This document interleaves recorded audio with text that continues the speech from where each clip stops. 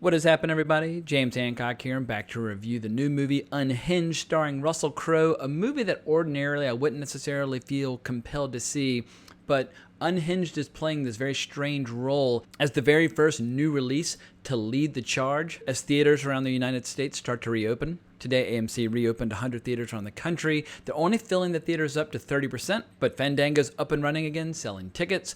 And gradually, over the next few weeks, more and more theaters are going to be opening in states that will allow it, leading up to the theatrical release of movies like New Mutants, Tenet, and so on and so forth. And for people who are curious as to how it works, if you buy a movie ticket on Fandango right now, it automatically X's out the seats to either side of you, so people can't sit there. And if you really want to be cautious, you could buy the seat behind you to make sure that you have a little cocoon of no people around you for whatever you might be trying to watch. I know there are a lot of people out there who are not ready to go back to the theater, no matter how movie crazy they might be. So I think the best solution for movies is something like Bill and Ted Face the Music, where it's both in the theaters as well as on video on demand. For whatever reason, Unhinged did not take that approach. It's theatrical only, and I don't quite know when it's going to be coming out on VOD. So I'll be keeping my comments spoiler light, but honestly, this is one of those kind of generic thrillers where you can't really spoil it, because this is basically a Russell Crowe monster movie. He's not dressed up as a monster, but he basically acts like a monster. He goes on a rampage, and most of the movie consists of him chasing and tormenting a character named Rachel after they exchange some words in some bumper-to-bumper traffic. But the movie is written by Carl Ellsworth, who's done a lot of remakes, like the remake of Last House on the Left and the remake of Red Dawn.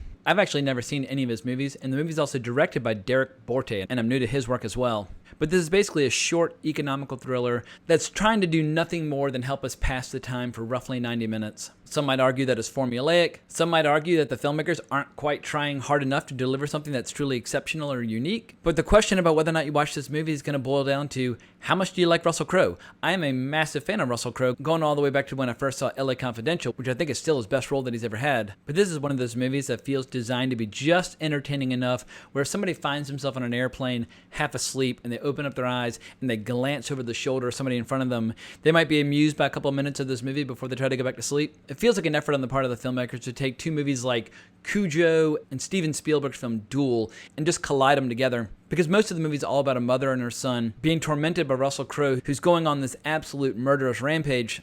And if you wanted to be really kind and really generous and really forgiving to the movie, you could say that this is a movie about civility, or their lack thereof in the modern age, because the movie opens up with this montage showing all the emotional and financial pressures that everyday people have to deal with. We have a city that's suffering from overcrowding. You have a lot of people in the concrete jungle who are suffering from despair. They're miserable in gridlock traffic. Everybody's feeling a fair amount of road rage, and we also see lots of evidence and found footage and surveillance footage of violence erupting all over town. But that's about all the movie provides in terms of social commentary. It's not really trying to provide any social commentary or messages of any kind, which I actually applaud. It's just trying to be entertaining. But apart from the use of cell phones in the movie, it actually felt a little retro. It felt like something we might see in the theater like in the late 90s. Some throwaway, forgettable movie that Ron Howard did that nobody ever saw.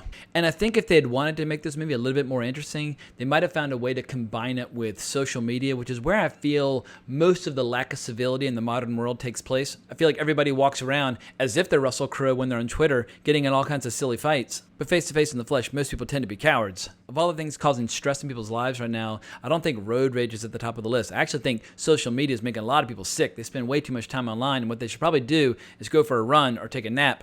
But we have to contend with the movie that they decided to make. And I think Karen Pistorius does a pretty good job as the lead character, Rachel. I'm not going to proclaim her to be the next big thing, because she doesn't really have enough material to work with to really show off whatever acting chops she might have. But she more than holds her own in both the verbal and physical altercations with Russell Crowe's character. But prior to seeing this movie, I've been reading all these reviews about how grotesquely over-the-top violent this movie is. I didn't find that to be the case at all. There's one critic who I really like who said they turned the movie off halfway through because they were so repulsed by the violence on display. But for anyone who likes horror movies or R-rated action, this movie is actually pretty tame. And it's especially tame for people out there who are familiar with Russell Crowe's earlier work. There's one scene in particular in LA Confidential which I think really shows off the full range of Russell Crowe when he wants to tap into all that rage and anger that's bottled up inside him. But there's an interrogation sequence in LA Confidential which is probably the best directed scene in the film, but we can see this tension slowly building in him as he's watching this interrogation, when suddenly this chair that he's gripping like a death grip, it just explodes in his fingers,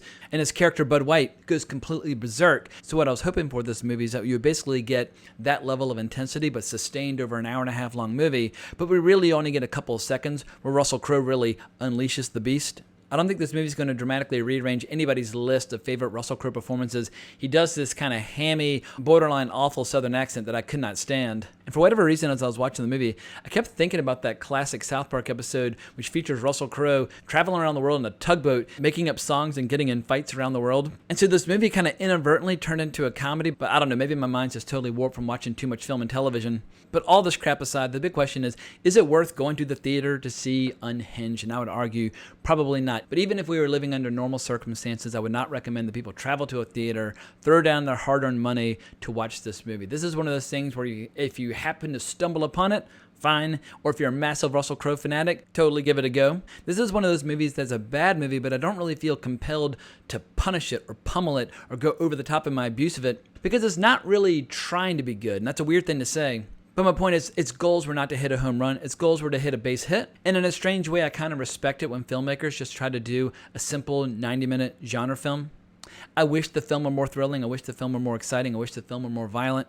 I wish the film gave Russell Crowe some more lines to play with. But there's really only one scene that I particularly liked where he faces off with Jimmy Simpson's character Andy, and we see some pretty ferocious carnage. And it's my understanding that that's the scene that turned off a lot of people who had negative reactions to this movie. In any event, I'm excited to see the movie business trying to slowly but surely come back to life. I know everybody's got different levels of comfort when it comes to going to theaters or how it should be done or how movies should be rolled out. My recommendation during the season of the virus or even once it ends, I think all movies should be available both online and in the theaters on the day of their release and let people decide. And if you want to charge a premium for the privilege of watching it at home, by all means. But I think it's going to be a very long time before people are willing to pack their family into a van and go to the theater and risk exposing the group to who knows what in the theater. But I think that's all I have to say about this relatively unremarkable, forgettable movie.